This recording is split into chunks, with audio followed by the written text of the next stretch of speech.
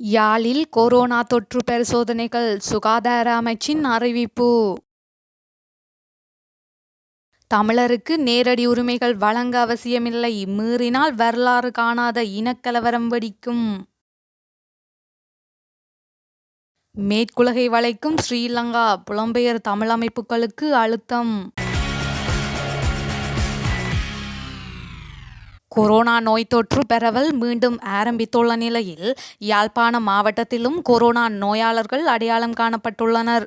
இந்த நிலையில் கொரோனா பரிசோதனைகளை மீள ஆரம்பிப்பதா இல்லையா என்பது தொடர்பில் சுகாதார அமைச்சு அறிவிப்பொன்றை வெளியிட்டுள்ளது. அதற்கமைய கொரோனா தொற்றை கண்டறிவதற்கான பரிசோதனைகளை முன்னெடுக்க வேண்டாமென கொழும்பு சுகாதார அமைச்சு அறிவுறுத்தியுள்ளது. இது தொடர்பான அறிவித்தல் யாழ்ப்பாணம் போதனா மருத்துவமனைக்கும் வடக்கு மாகாண சுகாதார திணைக்களத்துக்கும் அனுப்பி வைக்கப்பட்டுள்ளது. யாழ்ப்பாணத்தில் கடந்த வாரம் கொரோனா தொற்றாளர் ஒருவர் அடையாளம் காணப்பட்டதை தொடர்ந்து யாழ் போதனா மருத்துவமனையில் நோயாளிகளுக்கு கொரோனா பரிசோதனை முன்னெடுக்கப்பட்டது. தொடர்ந்தும் இந்த சோதனைகளை முன்னெடுப்பதற்கான அனுமதியை யாழ் போதனா மருத்துவமனை கோரியிருந்தது. இந்த நிலையில் கொரோனா தொற்றை கண்டறிவதற்கான பரிசோதனையை முன்னெடுக்க வேண்டாமென சுகாதார அமைச்சு கூறியுள்ளது. அந்த வகையில் சிகிச்சை பெற வரும் நோயாளர்கள் கொரோனா தொற்றுக்குரிய அறிகுறிகளை கொண்டிருந்தால் அவர்களுக்கு வேறு நோய்கள் இனங்காணப்படாவிட்டால் மாத்திரமே கொரோனா பரிசோதனையை முன்னெடுக்குமாறு அறிவுறுத்தப்பட்டுள்ளது. அரசமைப்பின் 13வது திருத்தம் முழுமையாக நடைமுறைப்படுத்தப்பட்டால் இலங்கை வரலாற்றில் முன்னெப்போதுமில்லாத இனக்கலவரம் வெடிக்குமென தேசிய சுதந்திர முன்னணியின் தலைவரும் நாடாளுமன்ற உறுப்பினருமான விமல் வீரவன்ச எச்சரிக்கை விடுத்துள்ளார். அமைச்சரவை உபகுழுவை நியமித்து 13ஆம் திருத்தத்தை நடைமுறைப்படுத்த ரணில் அரசாங்கம் வகுத்துள்ள வியூகத்தை தாம் கடுமையாக எதிர்ப்பதாகவும் தெரிவித்துள்ளார். கொழும்பில் இடம்பெற்ற ஊடக சந்திப்பு ஒன்றில் கலந்து கொண்டு கருத்து தெரிவிக்கும் போதே அவர் இவ்வாறு தெரிவித்துள்ளார். இது தொடர்பில் தொடர்ந்தும் அவர் கருத்து தெரிவிக்கையில், நல்லிணக்கத்தை 3 கட்டங்களாக ஏற்படுத்துவதற்காக அமைச்சரவை உபகுழு நியமிக்கப்பட்டுள்ளதாக வெளிவிவகார அமைச்சர் அலி சப்ரி தெரிவித்திருந்தார். அதில் 13வது திருத்தச் சட்டத்தை முழுமையாக நடைமுறைப்படுத்துவதும் உள்ளடங்குகின்றது. இதனை கைவிட வேண்டும். அதனையும் மீறி முழுமையாக நடைமுறைப்படுத்த எத்தனித்தால் நாட்டில் என்றுமில்லாத வகையில் பாரிய இனக்கலவரம் வெடிக்கும். ஆகவே அரசமைப்பின் 13வது திருத்தச் சட்டத்தை எக்காரணம் கொண்டும் முழுமையாக நடைமுறைப்படுத்த நாம் அனுமதிக்க மாட்டோம். தமிழ் மக்கள் சிங்கள மக்களைப் போல் சகல உரிமைகளுடனும் சுதந்திரமாக வாழ்கின்றார்கள். எனவே 13வது திருத்தச் சட்டத்தினூடாக அவர்களுக்கு நேரடி உரிமைகள் வழங்க வேண்டிய அவசியமில்லை எனவும் அவர் தெரிவித்துள்ளார். ஐநா மனித உரிமை பேரவை உட்பட்ட மையங்களில் ஸ்ரீலங்காவுக்கு குடைச்சல் கொடுக்கும் மேற்குலக நாடுகளில் பிரித்தானியாவும் ஒன்று.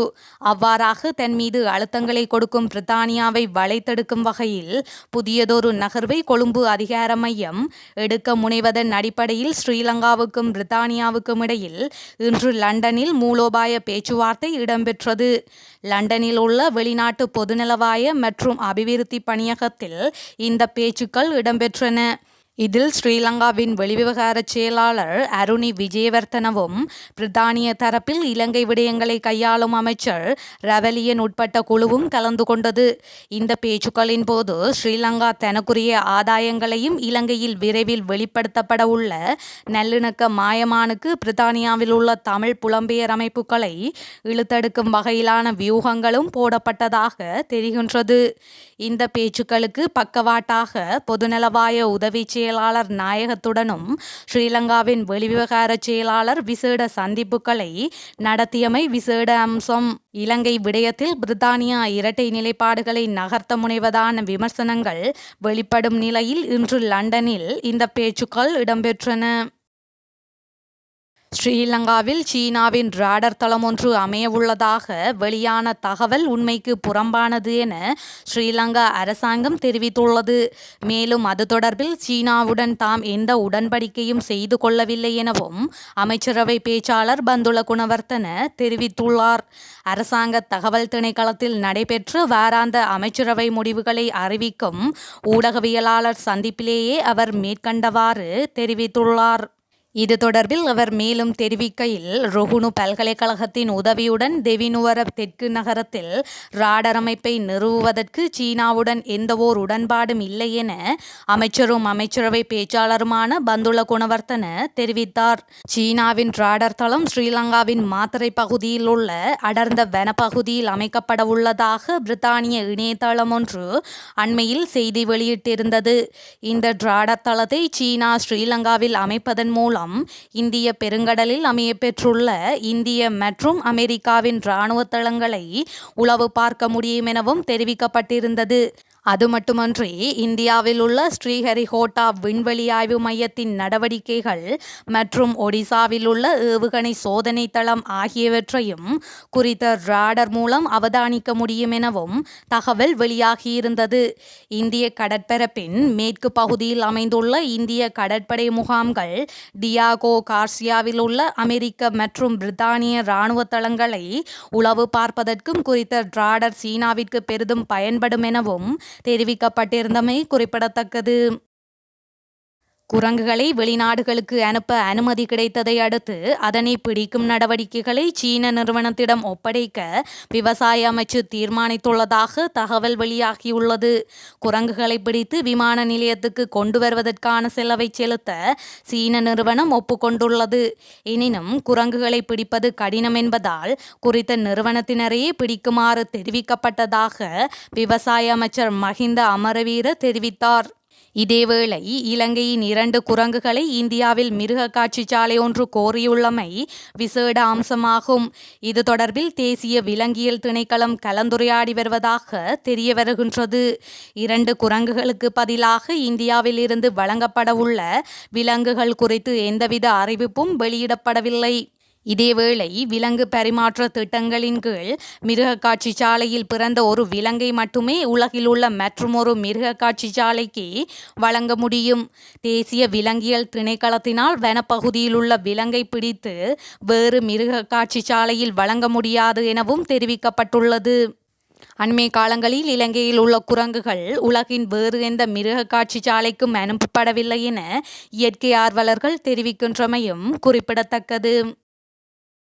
ஈழத்தமிழ் இளைஞர்களுக்கு ஆயுதங்களை கொடுத்து பயிற்சி கொடுத்து தனிநாடு உருவாக்கி தருவோம் என கூறி இந்திய வல்லரசு கடந்த காலத்தில் எமது மண்ணுக்கு வந்து தமிழர்களுக்கு எதிரான கொடுமைகளை அரங்கேற்றியது மட்டுமல்லாது மிக பெரும் துரோகங்களை தவறுகளை செய்துள்ளது. அந்த துரோகங்கள் தவறுகளுக்கு இந்தியா பிராயச்சித்தம் செய்ய வேண்டுமென தமிழ் தேசிய மக்கள் முன்னணியின் எம்பியான செல்வராசா கஜேந்திரன் தெரிவித்துள்ளார். அவர் மேலும் கூறுகையில், தமிழ் மக்களுக்காக தன் உயிரை தியாகம் செய்த தாயை நினைவு கூறுவது வெறுமனே இறந்து போன ஒருவருக்கு கற்பூரத்தை வைத்து கொளுத்திவிட்டு சென்று விடுவதற்காக அல்ல. மாறாக போராட்டம் ஆரம்பித்த போது அவரிடமிருந்து சுடர்விட்டு எரிந்த விடுதலை உணர்வினை அடைய வேண்டும் என்பதற்காக பல்வேறு நெருக்கடிக்கு முகம் கொடுத்து நினைவு நிகழ்வை முன்னெடுக்கின்றோம். ஆனால் வெறுமனே விளக்கேற்றி மௌனமாக செல்ல வேண்டுமென இந்திய எடுபிடிகள் கூவிக்கொண்டு வருகின்றனர். இந்தியா செய்த வரலாற்று துரோகத்தையும் இலங்கை அரசு செய்த வரலாற்று துரோகத்தையும் கொடுமைகளையும் மறைப்பதற்காக அவ்வாறான வார்த்தை பிரயோகம் பயன்படுத்தப்படுகின்றது. அதேபோல கடந்த காலத்தில் தியாக தீபம் திலீபனின் நினைவேந்தலில் அவ்வாறே முன்னெடுக்கப்பட்டது. ஏனென்றால் திலீபனை சாகடித்ததில் இந்தியாவின் பங்கு என்ன என்பது இளம் தலைமுறைகளுக்கு தெரியக்கூடாது, அது மறைக்கப்பட வேண்டும் என்பதற்காகவே. எனவே உண்மையில் இந்த நினைவேந்தலூடாக இளம் தலைமுறைக்கு இந்த வரலாற்று பணியை கொண்டு செல்கின்றோம். ஈழத்தமிழ் இளைஞர்களுக்கு ஆயுதங்களை கொடுத்து பயிற்சி கொடுத்து தனிநாடு உருவாக்கி தருவோம் என்று இந்திய வல்லரசு கூறியது. ஆனால் இந்திய அரசு எமது மண்ணுக்கு வந்து உரிமைகளை பெற்றுத்தராதது மட்டுமல்ல, எங்கள் மீது கொடுமைகளை அரங்கேற்றி இருக்கின்றது. அன்னை பூபதியம்மா உயிர் நீத்து 35 வருடங்கள் சென்றும் இன்றும் கூட இந்திய அரசு தமிழ் மக்களுக்கு ஒடுக்குமுறையாக இருக்கின்ற ஒற்றையாட்சிக்குட்பட்ட 13வது திருத்தச் சட்டத்தை ஏற்க வேண்டுமென தமிழ் மக்களின் தலைமைகளை கொண்டே பேச வைக்கின்ற ஒரு துயரமான நிலைமை உள்ளது. இதன் உண்மைகளை எங்கள் மக்களும் இளம் சமூகமும் புரிந்து கொள்ள வேண்டும் என்றும் மேலும் தெரிவித்தார்.